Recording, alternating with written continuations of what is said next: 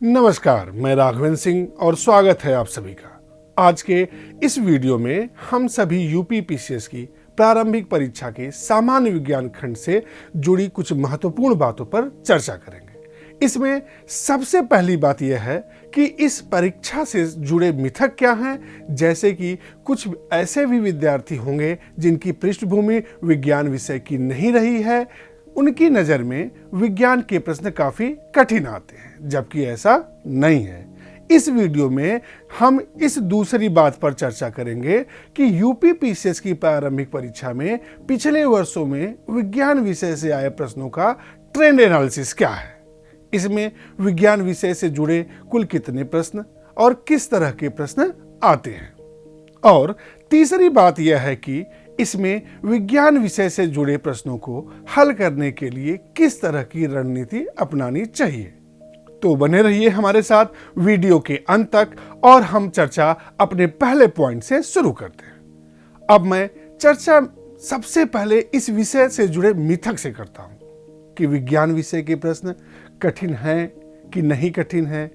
तो विज्ञान विषय के प्रश्न कठिन नहीं बल्कि समझ पर आधारित होते हैं। यदि आप में एक बार धैर्यपूर्वक समझ विकसित कर ली तो इससे आसान विषय कोई दूसरा हो ही नहीं सकता। इस हेतु आपको अच्छी पुस्तकें एवं एक अच्छे मार्गदर्शक की आवश्यकता होती है, जो कि विषय को सरल एवं आसान भाषा में आपको समझा सके।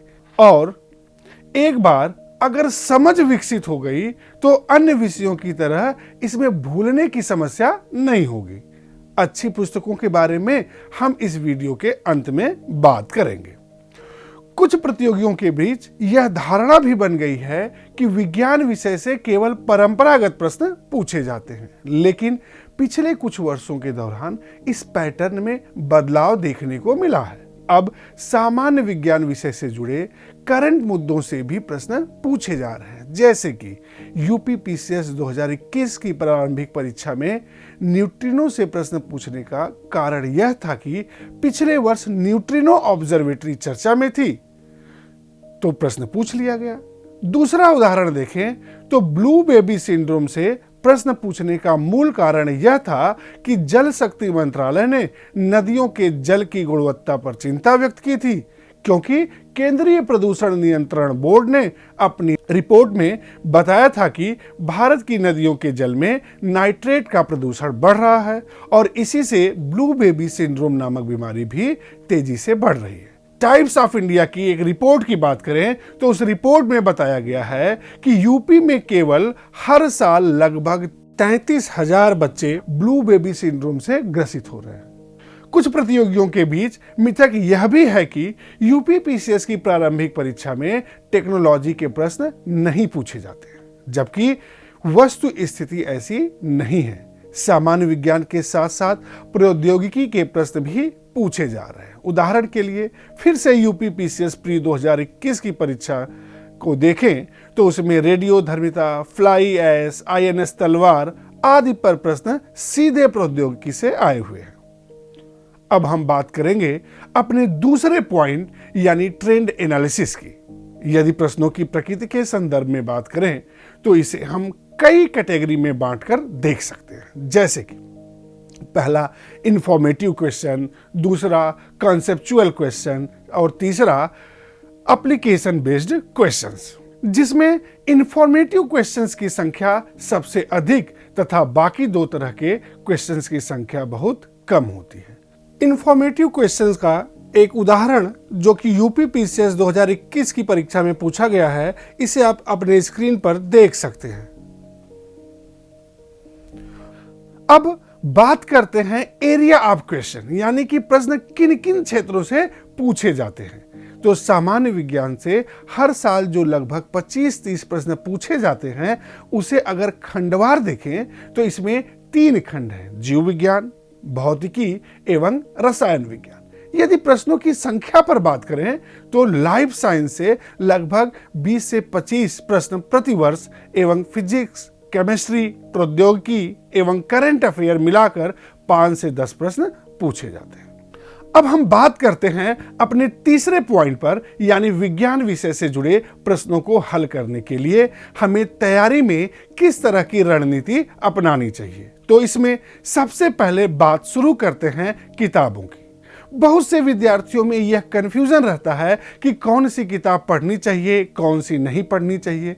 तो किसी भी विषय की तैयारी के लिए जो बेस्ट बुक होती है वह है NCERT। तो सामान्य विज्ञान विषय हेतु भी 7वीं, 8वीं एवं 9वीं की NCERT एवं मेरे क्लास नोट्स सफिशिएंट है। इसके साथ ही हमें पिछले सालों में आए हुए प्रश्नों को बार बार हल करते रहना चाहिए। साथ ही साथ हमें अपने क्लास नोट्स को भी दोहराते रहना चाहिए। तैयारी करते समय इस बात का विशेष ध्यान देना चाहिए कि 10 किताब को एक बार पढ़ने से अच्छा होता है कि एक किताब को 10 बार पढ़ा जाए। पूरा यकीन मानिए, हर बार आपको उसी किताब में कुछ नया मिलेगा। साथ ही इस बात का भी ध्यान रखना चाहिए कि हमें किस पार्ट पे अधिक और किस पार्ट पे कम फोकस करना। ये हमें कैसे पता चलेगा? ये हमें पिछले साल के क्वेश्चन पेपर बताते हैं कि कहां से प्रश्न अधिक आते हैं और कहां से प्रश्न कम आते हैं। जहां से प्रश्न अधिक आए उस पर फोकस अधिक करना चाहिए और जहां से प्रश्न कम आए उस पर फोकस कम करना चाहिए। इसके साथ साथ हमें न्यूज़पेपर रोज पढ़ते रहना है। करंट अफेयर्स का सबसे ज्यादा कवरेज न्यूज़पेपर ही करता है। साथ ही साथ करंट की तैयारी के लिए कोई मंथली मैगजीन भी पढ़ते रहना चाहिए। इसके साथ साथ संसद टीवी का वीकली साइंस प्रोग्राम भी देखते रहना चाहिए। यहां से सीधे प्रश्न आ जाते हैं। प्रश्न हल करते समय हमें इस बात का भी ध्यान रखना चाहिए कि हमसे मानवीय भूल, जिसे इंग्लिश में ह्यूमन एरर कहते हैं, ना हो। इसके साथ ही कुछ प्रतियोगी परीक्षा में तुक्का भी लगाते हैं। इस समय हमें इस बात का विशेष ध्यान रखना चाहिए कि हम ब्लाइंड गेस ना करें। तुक्का लगाते समय भी कॉन्सेप्ट के अनुसार ही तुक्का लगाएं। इसे ही सामान्यतः एलिमिनेशन मेथड या इंक्लूजन एक्सक्लूजन मेथड भी कहते हैं। कुल मिलाकर यह बात भी आपको समझ आ रही होगी कि कुल 100 प्रश्न सही करने पर हम प्री परीक्षा क्वालिफाई करने के सेफ जोन में होते हैं और विज्ञान विषय सीधे 1/4 भाग अकेले तैयार करा देता है। इसीलिए इसे छोड़कर प्री परीक्षा क्वालिफाई करना मुश्किल हो सकता है। एक और जरूरी बात, हमें यह बताते हुए बड़ी खुशी हो रही है कि अब हम हर शनिवार सुबह 10 बजे विज्ञान विषय से जुड़े एक समसामयिक मुद्दे पर आपसे चर्चा करेंगे। आज के इस एपिसोड में बस इतना ही। यदि आपके मन में कोई शंका या प्रश्न है तो कमेंट बॉक्स में लिखकर हमें बताइए। आपकी शंका या प्रश्न को दूर करने का यथासंभव प्रयास करूंगा। मिलते हैं आगामी शनिवार को 10 बजे। विषय रहेगा गगनयान मिशन। नमस्कार।